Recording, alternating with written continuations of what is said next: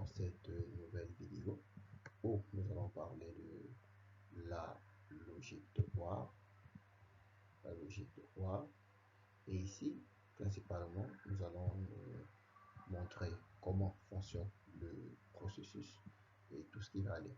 Donc, au départ, nous allons vous donner ce que nous voyons comme sommaire. Nous allons commencer par une définition proprement dite de la logique de Hoare. Ensuite, nous allons donner le principe même de la logique de Hoare.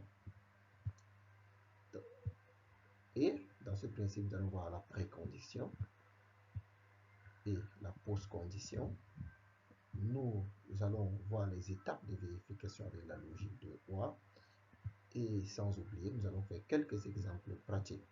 Donc, nous allons donc commencer tout de suite avec la première partie qui est les définitions.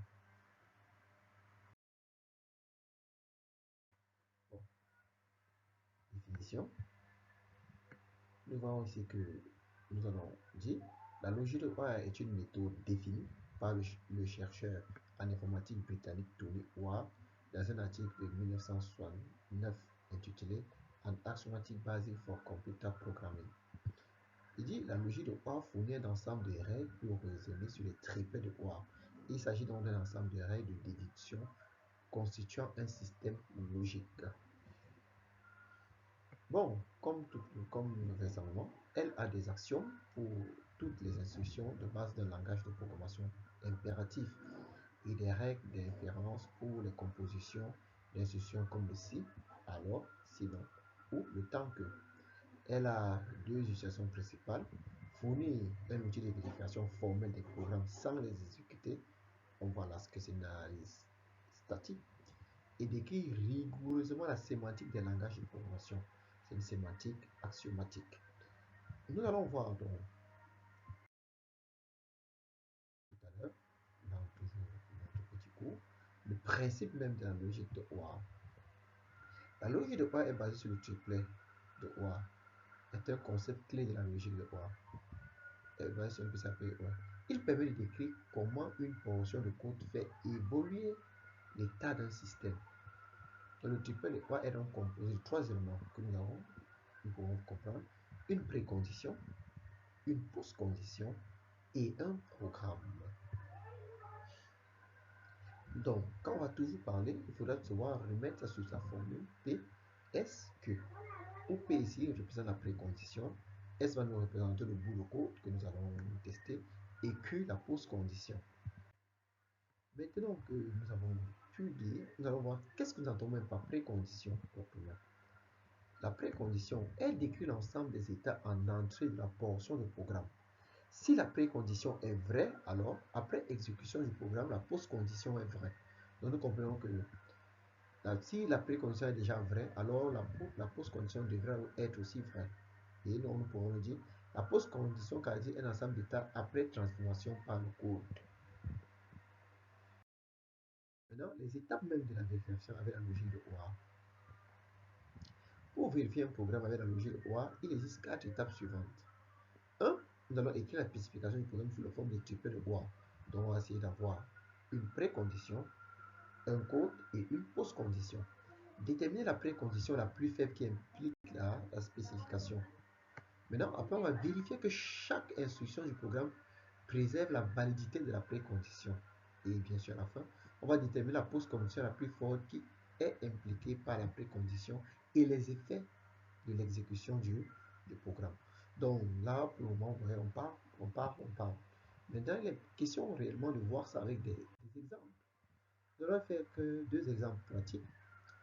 Prenons notre premier exemple qui se fait la racine carrée d'un nom. Bon, nous avons ce bout de code que nous avons. Maintenant, comment on utilise dans la logique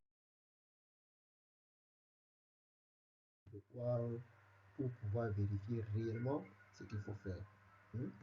Bon, précondition, d'abord, on sait que pour que l'on puisse calculer la racine carrée, il faut que n, le nombre, soit toujours supérieur ou égal à 0. Maintenant, en post-condition, nous savons que la racine carrée que nous allons trouver est aussi un nombre positif et que le carré de cette racine carrée est toujours inférieur ou égal à n, plus même qu'il serait toujours inférieur à la racine carrée plus 1, le taux carré. Nous le savons. c'est une logique mathématique que nous appliquons. Maintenant, comment nous allons vérifier avec la logique de OR que la post-condition que nous avons sortie est vraiment valide et vraie? Nous allons commencer par l'état initial. À l'état initial de notre programme que nous avons déroulé plus tard à plus haut, nous avons vu que C va avoir la valeur 0 et S aura la valeur 1. En remplaçant ces valeurs dans les variants, on a 0 égale à 0 et 1 égale à 0 plus 1 au carré, ce qui est vrai. Nous voyons aussi que dans la boucle maintenant, lorsque nous entrons dans la boucle, nous avons bien vu qu'on avait une boucle, nous voyons que invariant de S est bon, puissance n, c'est bon, puissance S est inférieur à n.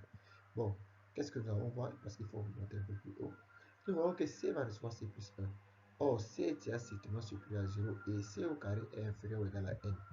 Et nous savons que S est égal à C au carré.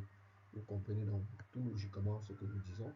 Nous pouvons donc sortir la première preuve à gauche. On voit donc que puisque C au carré est inférieur à n et S est égal à C plus 1 au carré, et S est inférieur ou égal à n, ceci implique à dire que C plus 1 est supérieur ou égal à 0 et C plus 1 au carré est inférieur ou égal à n et ceci. On comprend donc que on a C égale, ceci implique que C plus 1 est supérieur à 0 et ça nous donne donc le résultat C. Ce résultat est le résultat final en réalité. Et on voit donc que le niveau de la partie gauche est vérifié. Maintenant, nous allons essayer aussi de démontrer avec la preuve à droite, S va recevoir S plus 2 et C plus 1. En substituant par son expression, en bien notre substitution, nous rendons que C plus 1 au carré est égal à C au carré plus 2C plus 1. Ceci est égal à S plus 2, S plus 2C plus 1, ce qui fait qu'il est égal à C au carré plus 2 plus fois C plus 1. En simplifiant 2 fois C et 1, on aura donc S égale à S égale à C au carré. Donc la correctitude en sortie de notre boucle est bien vérifiée. S est supérieur à N et S est égal à C plus 1 au carré. C'est-à-dire que N est toujours inférieur à C plus 1 au carré.